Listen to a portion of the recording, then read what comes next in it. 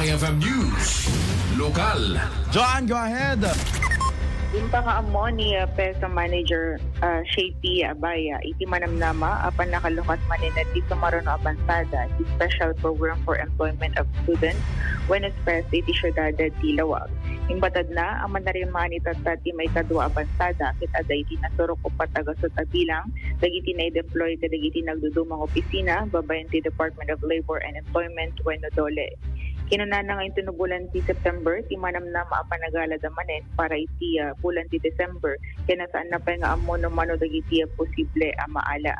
Inlawlawag na, dagiti kinapatek ti programa kas kumaiti panagbalinda responsable, makasursuro dati agbalin nga independent, kinkastapay, kang ronaan na pagpintasan pinaso programa, ket ti linkage when networking, amang buwangay kadagiti ahensya, gapunata adadan nagiti nagbalin nga empleyado ti city government a produkto ti PESA program. Tingin tayo man dito paseti na panagasarita.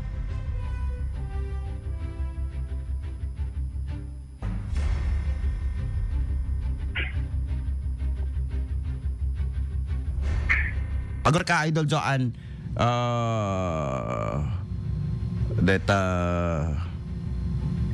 nagadumong amin naka-unlock namin, Idol Glenn. I-play mo na, deta.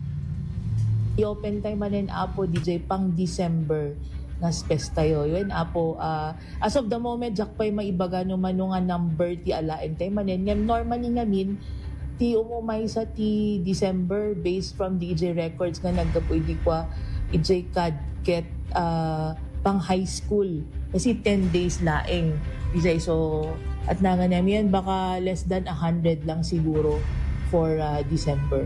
That is pestay for summer kat nagdakkel 400. So nga adut na bunungan nga agencies can for the first time nag-request is eskwela like in Kat Ken Gabo National High School apo.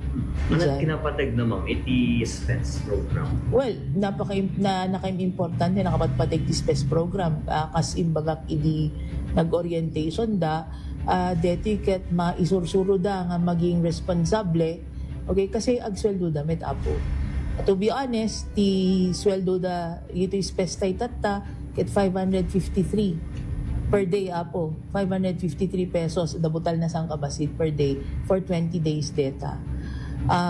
Deti ket dakkel nga tulong kadigitoy deserving nga estudyante, poor but deserving students na masursuruan dan yung kasan maging independent. Nakas day di mensahe ni Apo Mayor Michael Marcos Kiyon na masursuruan da dapat di maging independent to earn a living for themselves, not to be too much expecting from their parents. Kasi sa totoo lang Apo, di maalada nga 11,000 plus, ket dakkel nga tulong nga pangrugyanan da kadeti nga academic year para kadakwad. At the same time, ti importante dito ngayon emphasize ko dito yung SPES students tayo Apo, ket DJ linkage na marami daw no networking with the agencies that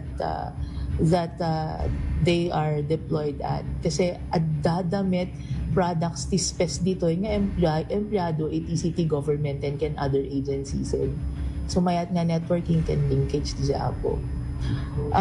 By September, i-open time manin Apo DJ pang December. Tiya paset tiya panag-sarita ni Miss Shea Pia Abaya, tiya PESA Manager, iti syudad ti Lawag. Okay, manot pondo na dito Idol Joanne.